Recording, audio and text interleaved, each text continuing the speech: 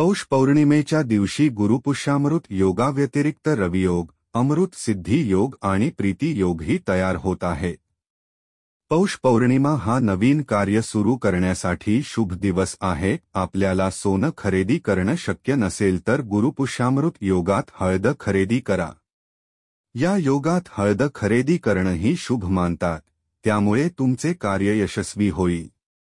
10 रुपये किमतीची हळद तुमच्या आयुष्यात सकारात्मक बदल घडवून आणू शकते।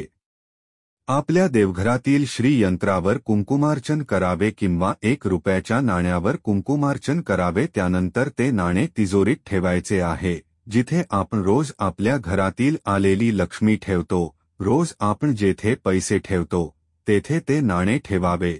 हे कुंकुमार्चन केलेले कुंकू दररोज आपल्या कपाळी लावायचे आहे। असे केल्याने खूप छान अनुभव येतो। गुरूंची सेवा करायची आहे। श्री स्वामी समर्थ या मंत्राचा जप करत 11 माळी जप करायचा आहे। श्री गुरुदेव दत्त या मंत्राचा देखील जप करायचा आहे। त्यानंतर आपल्या कुलदैवतेची सेवा करायची। ओम कुलदेवताय नमः असा जप करायचा आहे। महालक्ष्मी अष्टकम 16 वेळा म्हणायचे आहे। कनकधारा स्तोत्रम एकदा म्हणायचं आहे। हे तुम्हाला आपल्या नित्यसेवेमध्ये भेटून जाईल, नाहीतर यूट्यूबवर उपलब्ध आहे।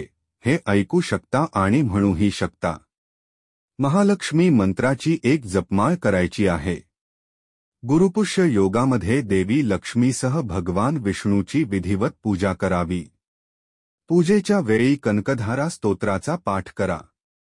देवी लक्ष्मीला खीर अर्पण करा। भगवान विष्णूला पंचामृत, तुळशीची पाने, गूळ आणि हरभरा डाळ अर्पण करा। देवी लक्ष्मी आणि भगवान विष्णू यांच्या कृपेने आपले जीवनधन, संपत्ती, सुख आणि समृद्धीने भरून जाईल।